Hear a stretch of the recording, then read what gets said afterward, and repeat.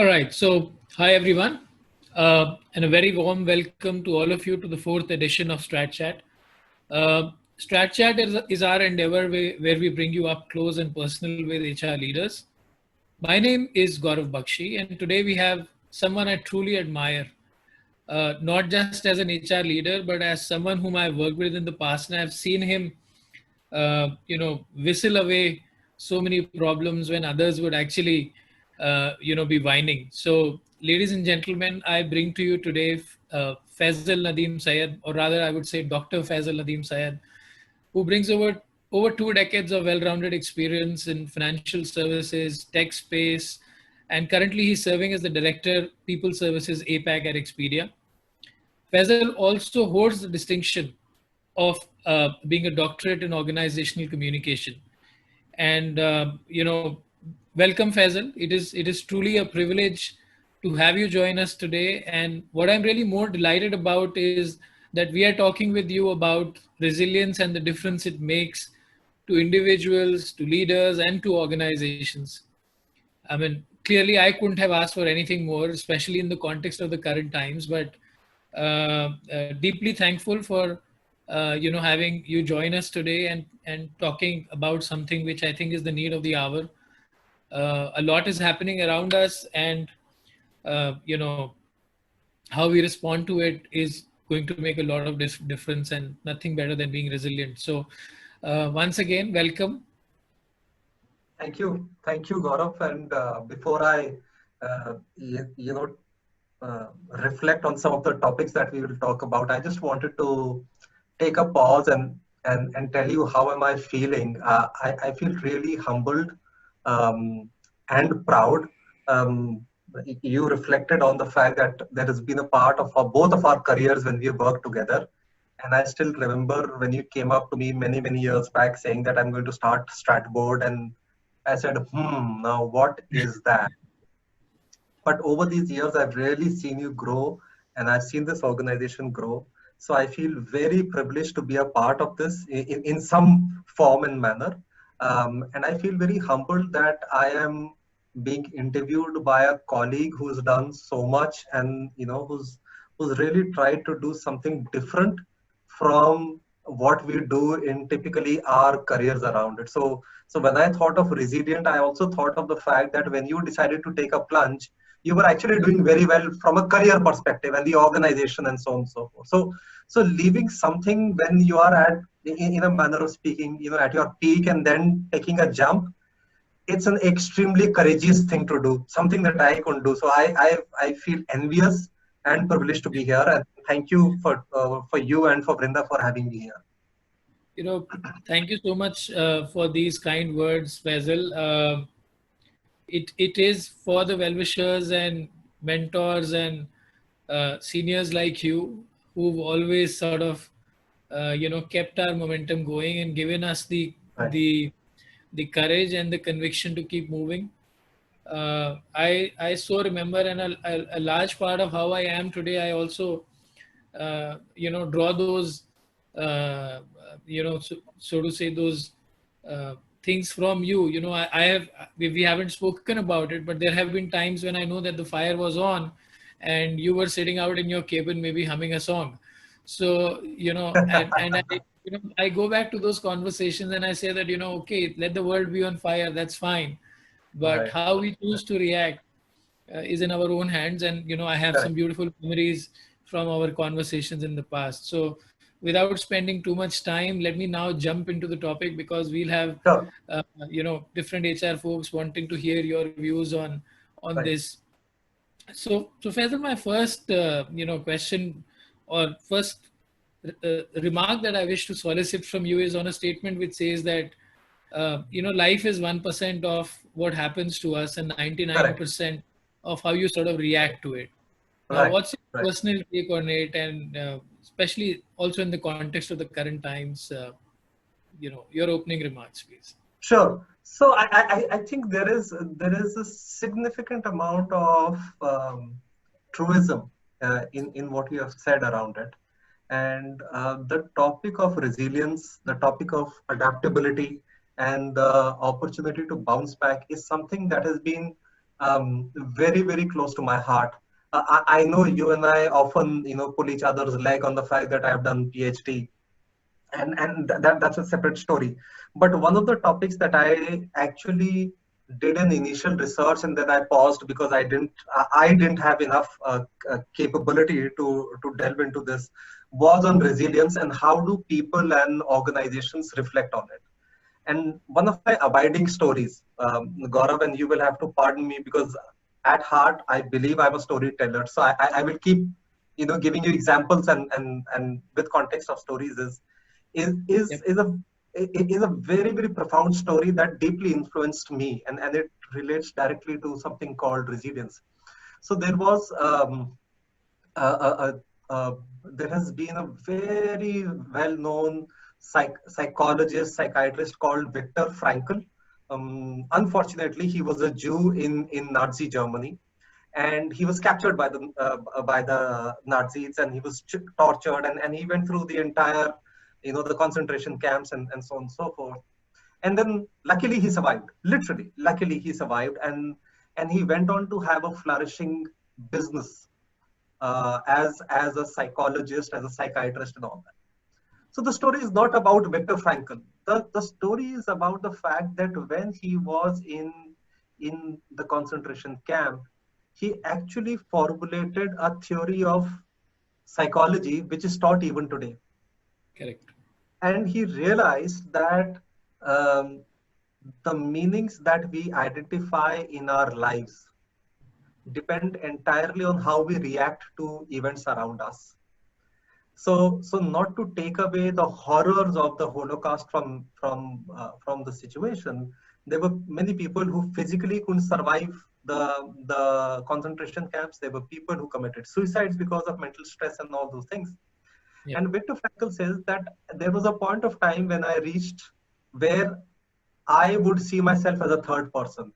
I was able to dissociate the person in pain and hunger and so on and so forth, and very objectively, literally like an actor in a film, say that, okay, now Victor is feeling pain and so on and so forth. So he wrote a book called The Meaning of Life, and I read it literally decades back, which fundamentally talks about the fact that in very simple words, all of us, you, me, everybody, has been given a set of cards. Those set of cards are different. Some are born rich, some are born poor, and some are intelligent, some are not, and so on and so forth. But what we do with them differentiates each of us Correct. around it. And that defines resilience. It doesn't necessarily define, who I am. It defines how do I react to situations around it. I feel this is a topic. COVID-19 has just brought the entire situation to the fore, but resilience is something that makes you and me and our entire civilization move forward. No, no, absolutely. I mean, uh, beautiful insights, and the way you've sort of uh, brought out this whole context. But what I must say is that resilience has always been there, and you went back Right, so much in history. But I think uh, from the current perspective, the way COVID-19 and the environment around it is shaping up, suddenly right, it's become a national priority, I feel, as far as corporate India is concerned. I'm not sure how much our organization is currently doing about it, but clearly, few of the people we know are taking very conscious measures around the same. right, And which also leads me to asking you more about it. And the way the world is changing, it seems that almost if in a video game we were playing level 2, and suddenly something's happened and we land into a level 5, possibly yeah, with the ammunition and the points and the equipment of a level 2, and suddenly it's a completely new environment, a level we haven't played before. right. And how do you see, this kind of a change of game scenario where employees or leaders or organizations Right. are reacting to it for the first time? And what is your sense on the kind of response you are seeing from those around you in specifically in these three So, segments? so, uh, so it, in a way, Gaurav, it's interesting that you and I are talking about it in the fag end of July. Probably and very candidly, my answer would have been different had you and I been speaking in April when we Right. were at the start of this entire journey. Yeah. And That I was dare level 10 say, scenario. Maybe correct. that was level 10 scenario. Yeah. Yeah. And I dare say that if you and I are speaking again in December, our answers may still be different. So with that caveat in mind, I like the way that you slice the sense on the individual, the self, the leaders and the organizations around it. I think there are in my assessment there are two three things which all of us acknowledge, and when I say all of us, I think it's global, not just a national challenge, it's a global challenge. One, very candidly, I don't know we anybody had a clue what hit us. And I say this with certain amount of conviction because in the role that I do, we've been tracking the first few cases that came up in Oh, November 2019, and they have been building up over a period of time around it. So I think the biggest leveler in the entire global economy, history, political scenario, current affairs is that people don't know what has hit us, and everybody's right. tried to react to these things. So I think that is one big factor we have to keep in mind. The second is that all of us have had our initial biases being articulated and tested. I'm almost embarrassed to tell you this, that I've had so many WhatsApp messages forwarded, a few months back saying, "Don't worry, when the Indian summer comes, automatically the virus will go down." And and I must tell you, I was part of that, which kind of believed it, and I wasn't sure, but I said, yeah, most likely it's going to happen, right? So we've had a tons of pseudo scientific principles being thrown around. If I Right. gargle my with ginger water, the virus is not going to go, and all those things have happened around it. Right. And the third factor which has happened is that we have all of us have tried to look at playbooks, experiences, past experiences. And in our collective human history, we don't have any playbook to go back to. So, as a bad example, and I'm guilty of looking at the glass half full. If God forbid there is an earthquake, or there is a Right. tsunami, or there is a flood, Right. different countries, different people, different organizations will have a playbook to quickly adjust and copy paste and implement it. So these three things: one, the world has been reset and nobody had a clue what was happening. Second, a lot of our assumptions, prejudices, biases have blatantly come out in the open around it. And then, of course, the third is that, if somebody says 1918, the Spanish flu and pandemic happened, I mean, for Christ's sake, even my grandfather wasn't born around those times. So these three things have really left us, cast us adrift. So as individuals, we have all defaulted to our basic natures, which is self-preservation. As leaders, we have really, in the most generous of times, we have really tried to keep the ship steering, uh, and trying to figure this out. Okay, let's see where this goes. It's been like driving in a fog. And then as organizations, we have tried to literally live one day at a time, 1 month at a time. I dare say even organizations are thinking even today, probably quarter or 6 months ahead on these things. So this is where, I think we are. My sense is that we may continue to be in this phase for at least a few more months. Very interesting, Faisal. I mean, and so you're saying individuals are now in a self-preserve mode. You're saying that leaders are like driving in the fog, and organizations are living by the month. Now, what Correct. happens when they intersect? Because Right. they're part of they're part of a whole, you know, a maze, and everything is interlinked. So when you have Correct. people who are, preserving in an environment which is oblique, which is not going anywhere, and organizations which are ultra cautious when it comes to reserves, Right. what are some of the side effects? you're a doctor, so I'm going to be using some lingo. Uh, so what all does it mean? you, I mean, what happens in you the you work? couldn't resist that, Gaurav, could you? Right.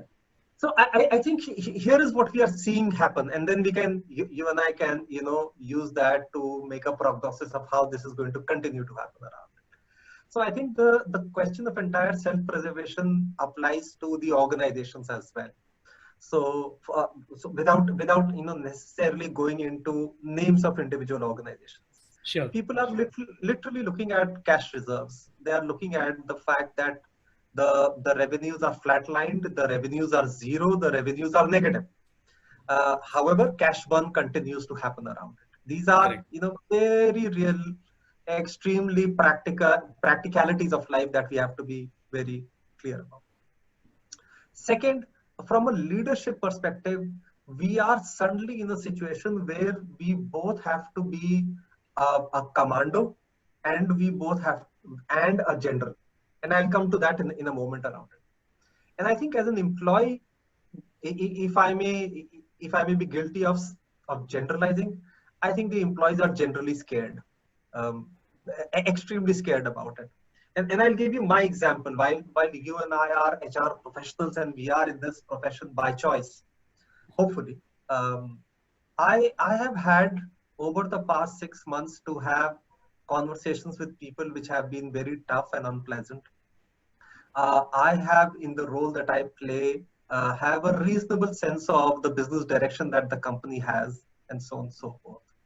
Um, and in my ecosystem, I've personally had the extended family members who have had either salary cuts or who have had, been put on furloughs and so on and so forth. So the environment for me as an individual is of high anxiety and stress, and that gets manifested in very very obvious things. People are having cervical issues. They are looking at anxiety issues. There are genuine concerns about paying the fees for kids, and so on and so forth. And then on top of this, you have this pressure cooker environment where there is a faceless, nameless enemy which you can't see, which you can't, feel, and the sheer terror of getting infected around it.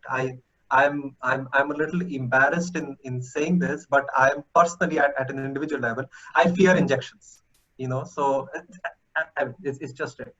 And I have really had to figure out ways to keep myself calm, because I think, oh my God, what happens if I fall sick? Then will have to go to a hospital. I hate hospitals. Then there'll be injections, and then I just start hyperventilating around it. So I think in these environments, the fundamental players become leaders who unfortunately are tagged to be both the commandos, which is to take the next step, get the mission going, and so on and so forth. And also to be people who are, tasked with being generals, as in they stand at a slightly higher elevation, they see what is happening up front, and then they plan 2 steps ahead around it. It's a tough place to be in. The challenge is employees can also be leaders. Whereas somewhere, I think when you and I slice the organization, we end up either becoming leaders or looking up to leaders. And I think that's where the challenge becomes. Good organizations Right. still continue to empower employees to be leaders wherever they are, in whatever situations that they are doing. Fantastic. In fact, the commando being the leader is a great thing. And the other day I was in another conversation, and this whole Right. and while people may be making jokes around it, but I think the whole context of being atmanirbhar somewhere also sort Correct. of applies to organizations and individuals in the real sense. I mean, Right. uh, so yeah. Uh, so we've talked about how it's impacting individuals, and we've talked about the challenges that leaders and organizations are facing. But any undesirable responses, or uh, of course things are mad, but there has to be a method to the madness, and there has to be Correct. a way of dealing with the situation. Any things in particular which you thought could have been done better as far as the industry is concerned, or things which were in distaste, the way they were carried out? If I may, and I know you are trying to chaperone this conversation in a direction. If I may, Gaurav, I will just go a little tangential to the question that that you've asked, and Sure. then I you know I hope we end up answering the intent behind what you're saying. Sure. So the way I see this is a binary. There is a debate between principles and vision. And Correct. let me do a quiz with you. Okay. I'm going to ask you a quiz which is in the Indian context. Now I'm putting pressure on you. Okay. So this is performance pressure on Gaurav. Every child who studied, class 6th, 7th, 8th history will know. So Mahatma Gandhi, right? We Indians across the world called him Gandhiji. Gandhiji had a secret weapon, right? What was that? Ahimsa. Absolutely, right. And so that was the philosophy. The weapon was satyagraha. Correct. Correct. And the philosophy behind this was that, look, I will not hate my enemy. I will hate what the enemy stands for. Right. So the rulers, the Britishers, I will not agree to what you tell me to do, and so and so. But what was the vision? To get freedom, of course. Absolutely, right. Now, if you and I, so by the way, full marks to you. Congratulations to your history Thank teacher for for ensuring. But if you and I do a quick scan of those times, you will realize that Gandhiji was not amongst the pantheon of foreign people fighting the foreigners and the Britishers. He wasn't the first leader, and he wasn't probably the most popular leader at those times. Even today, if you ask somebody, anybody on the road, and in India's struggle for freedom, who is Shahid-e-Azam? People will say Shahid Bhagat Singh, right? Right. People will talk about Netaji Subhash Chandra Bose. So the difference that I'm trying to say is that all three of them, and Bhagat Singh was martyred at the age of 23. Right. Right.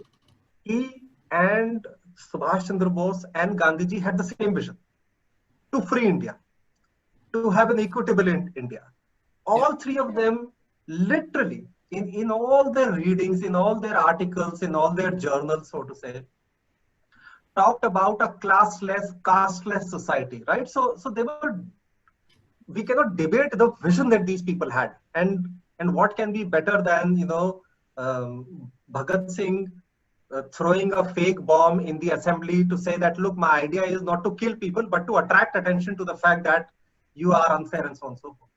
However, the debate was on principles, and where Gandhiji wins hands down as a leader, and that is why he's been respected and eulogized by Nelson Mandela, by Martin Luther King, by Barack Obama, and millions of others, is that he never sacrificed the principles for the vision.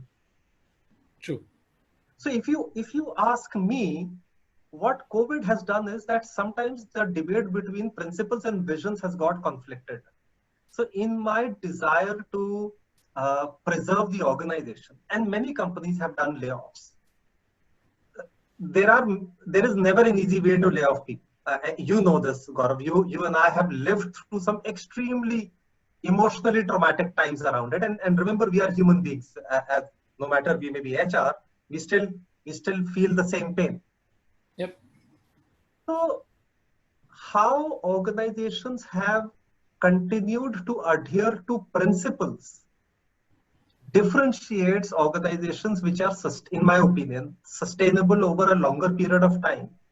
Because the vision for the organizations continues to be the same: to be a differentiator, to be innovative, to make money, to generate employment, and so on and so forth. So I think somewhere the narrative has fallen is around the fact that um, how inclusive and how collaborative we have been, how transparent organizations have been to say, hello employees, this is where we are, this is what we are going to do, and in this fight, while you and I are together, some of us will have to take very um, tough steps, and I regret these steps, but this is what will help the organization sustain. So that's where it makes a lot of difference to the entire narrative around it. And when you and I look at not just India, but even at a global level, the organizations that you and I will end up respecting are not necessarily the ones which have given more severances, Sure. or who have bounced faster back, but the ones who have handled and conducted themselves with principles, even when the times have been as brutal as they are. Absolutely.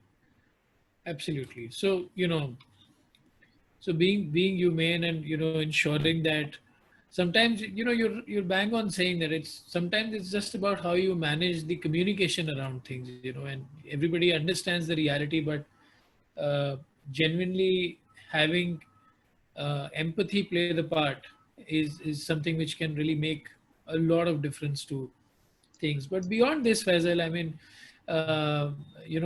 what's your personal prescription? I mean, we've talked about challenging situations for organizations Right. where, for the vision, the principles may have been compromised. But there's not just this is not just about the larger organizations. There are tons of smaller organizations out there who are also facing the heat. Correct. And uh, so, if I were to ask you, I mean, any one or two tips, or in your experience, one or two simple things which work for you as an individual for being able to absorb what is coming your way Yes. as an employee, and maybe one or two simple tips as leaders of being able to manage a situation, or manage the complexity, or manage the pressure Sure. cooker situation you talked about, in a way that it doesn't burn bridges, in a way that is still comforting while it Right. is addressing the reality. So what are some of your tips there on both So, sides? fair enough. So you've asked uh, two perspectives. Let me begin with the individual, and Sure. this is something that I'm trying to imbibe, still a journey around it. So there are three things, Gaurav, that I'm looking at, and genuinely I must admit that had COVID not happened, I may not have had this answer around it. So Sure. I think the first is the need for every individual to have a very strong moral compass. And this to me is the essence of what you and I as individuals are. Um, what what do we do when nobody is looking at us Sure. defines our character, and Sure. it is not divided into just right and wrong, because what is right for you may be wrong for me, what is right for me may be wrong for somebody else around it. But the entire conversation as an individual is about what is my moral compass, and how strongly do I adhere to this? Because what I've realized is that tough times reveal character, they don't build character. So Sure. if in a war you and I start building character, then the war will get over. But if you and I have spent hours and hours being trained as soldiers, then we will fight that war and we will figure that out. So for me, the moral compass becomes something which is fundamental. The second, I think, is having a very strong um, community, which is of like a social support system. This is for me to lean on. This can this can start with my immediate family, but is not limited to that. It can even mean some friends who are my 2 a.m. friends. It can be my relatives. It can be it's a community. It's not one person, and it's Sure. it's a set of people that I can rely on for a variety of things, and not just deeply profound philosophical things, but very practical things of life as well. And Sure. therefore, I contribute to that community as well. So it's not just that I am taking from that community; I'm also a support for somebody. So, as an example, if I If I am if Gaurav for me is somebody that I can rely on, the question is, who is it that relies on Faisal? And that becomes a virtuous cycle around it. So that's number two around. And I think the third is, which is having a sense of purpose in life. And I say this very sequentially and very consciously, that there has to be a moral compass. One needs to have a social community of support and to contribute to that. And the third is to have a purpose in life. I say this last because, Gaurav, frankly, I'm still figuring my purpose in life out. Um, Having a job, earning salary, being a father or a mother or a parent, being a good partner or a spouse, these are roles that we play. These are not purposes of in our life. And if you go back to Netaji Subhash Chandra Bose or Shahid Bhagat Singh and so on and so forth, they had purposes in life, and hats off to them to have paid the ultimate sacrifice around it. But if you look at Bill Gates, there is a purpose in life that he has, which he drives through Bill and Melinda Gates Foundation, or you look at Azim Premji, or Yeah, at Ratan Tata, and then so on and so forth. So many other leaders around it. So if we as individuals have a little bit of our lives sorted around these things, our moral compass, our ability to have a community in which we serve and seek support from, and a purpose in life, then that helps us manage almost any situation that comes our way. Almost any situation, whether it is loved ones passing away, or a newborn coming into the family, or getting laid off, and so on. And then, of course, the second part is around, from a corporate lens, from a leadership perspective, or at an organization level. I think at a professional level, what we miss fundamentally is a tremendous amount of sense of compassion and kindness. I personally feel that in societies, and this is not a comment on just your and my society, but across the globe today, it's more stressful to listen to the news, right? Not because of COVID-19 alone, not because of floods or earthquakes and all those things, but there is genuinely a paucity of kindness and compassion.